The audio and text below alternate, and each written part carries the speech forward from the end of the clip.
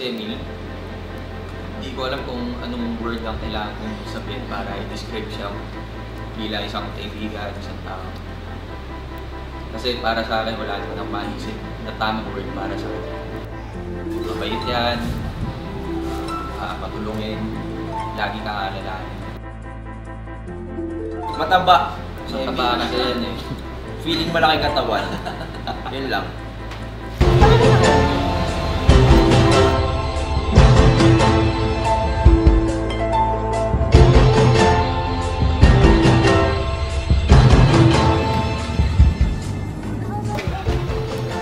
The night is actually at 8:40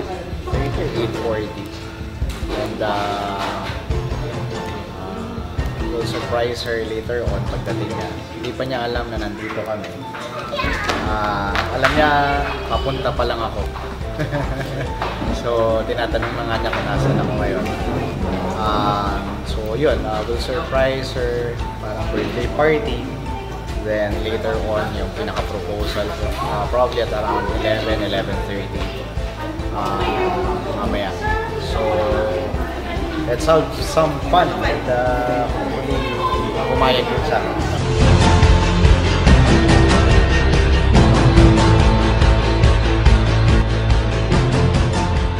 Tinawagan ko pala si Rayhan, wala siyang kaalam-alam. Ang akala niya, nasa Cavite kami. Mamaya pa sila pupunta yata, according to her. Kung wari, tinatanong ko yung address, pero alam ko na. Ayun, bye!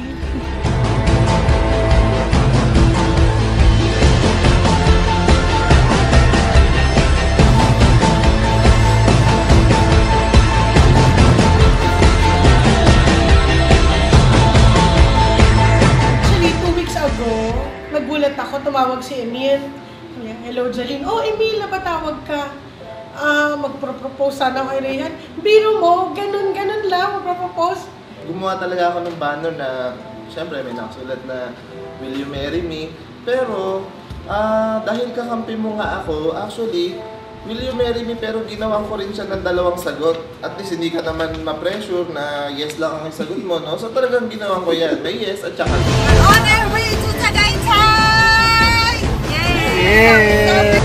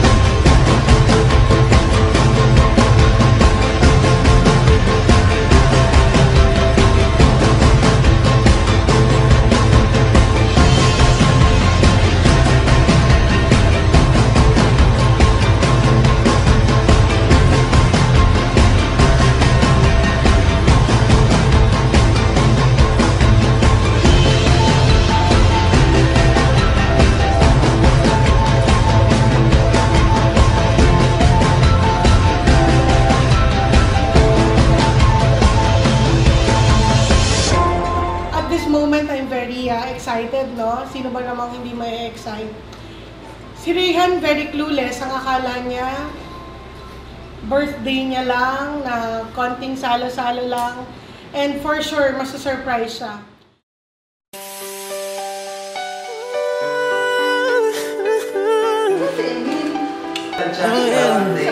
Of course!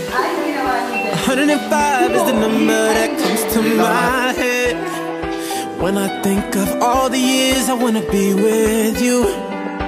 Wake up every morning with you in my bed. That's precisely what I plan to do. And you know one of these days, when I get my money right, buy you everything and show you all the finer things in life. Will forever be enough, so there ain't no need to rush. But one day I won't be able to ask you loud enough. I'll say, well, niya ako na maging special na tao kasi I love helping other people, pero sa totoo lang hindi ko mahal yung sarili ko, but she taught me a lot on how to love myself, on how to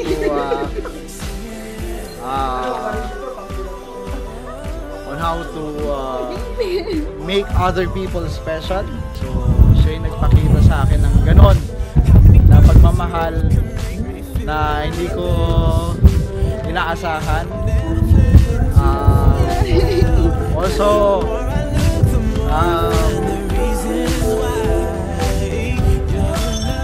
hindi ko rin inaasahan na marami rin siyang may bibigay na learnings din sa akin kasi simple lang din naman ako, but dami niyang tinuro sa akin na hindi ko rin na-expect actually. So, gusto ko sana tanongin kung Will marry me?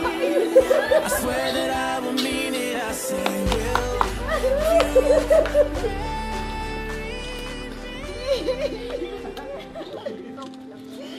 Sino ka?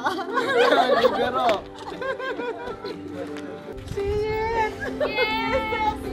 never be better. That day when I say, will you marry me? I swear that I will mean it. I say, will you marry me? I'll say, will you marry me? On my knees. I swear that I will mean it. I say, will you marry? And would you do it, baby? Got me singing, got me singing. Would you marry me, baby?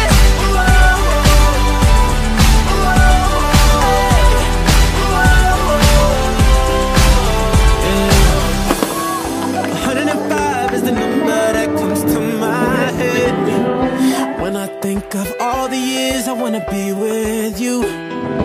Wake up every morning with you in my